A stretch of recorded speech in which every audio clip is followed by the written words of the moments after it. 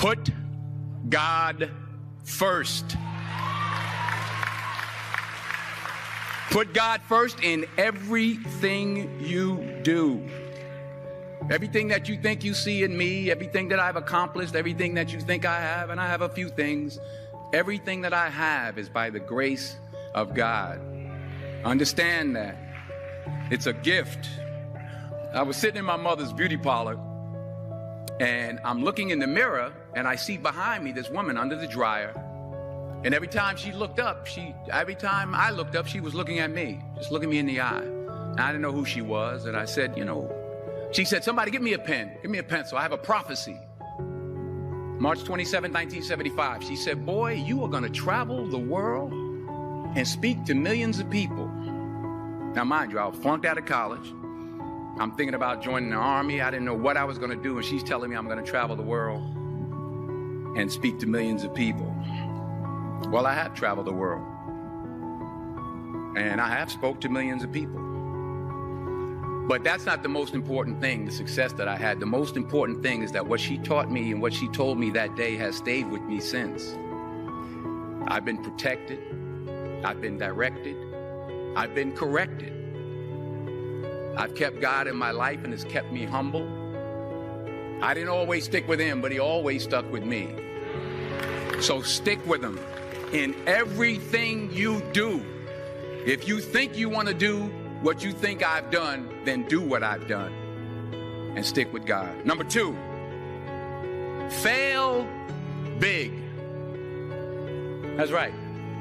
Fail big. Today's the beginning of the rest of your life, and it can be very frightening. It's a new world out there. It's a mean world out there, and you only live once. So do what you feel passionate about. Take chances. But don't be afraid to go outside the box. Don't be afraid to think outside the box. Don't be afraid to fail big, to dream big. But remember, dreams without goals are just dreams. And they ultimately fuel disappointment. So have dreams, but have goals. And understand that to achieve these goals, you must apply discipline and consistency. In order to achieve your goals, you must apply discipline, which you have already done, and consistency every day, not just on Tuesday and miss a few days. You have to work at it every day. You have to plan every day. You've heard the saying, we don't plan to fail, we fail to plan. Hard work works. Working really hard is what successful people do. Remember that. Just because you're doing a lot more doesn't mean you're getting a lot more done. Don't confuse movement with progress. My mother told me, she said, yeah, because you can run in place all the time and never get anywhere. So continue to strive, continue to have goals, continue to progress. You'll never see a U-Haul behind a hearse. I'll say it again. You'll never see a U-Haul behind a hearse. I don't care how much money you make, you can't take it with you. And it's not how much you have. It's what you do with what you have.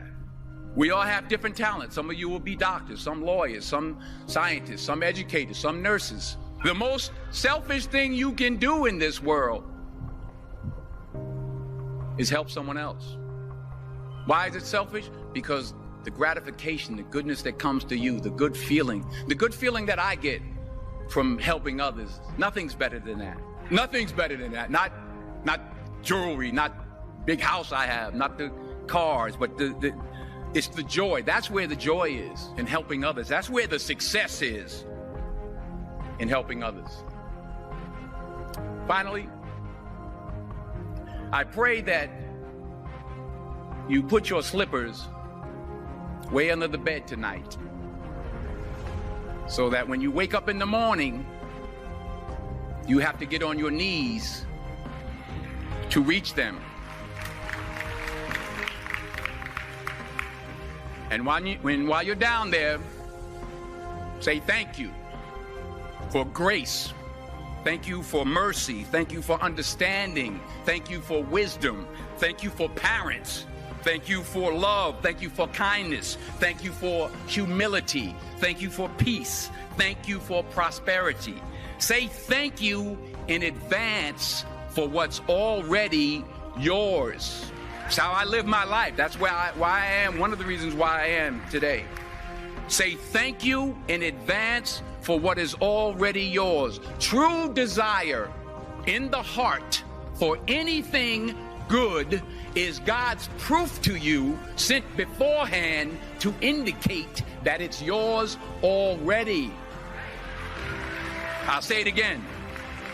True desire in the heart, that itch that you have, whatever it is you want to do, that thing that you want to do to help others and to grow and to make money, that desire, that itch, that's God's proof to you, sent beforehand already to indicate that it's yours. And anything you want good, you can have. So claim it. Work hard to get it. When you get it, reach back. Pull someone else up.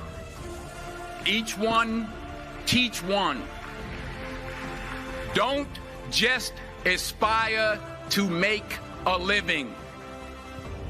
Aspire to make a difference.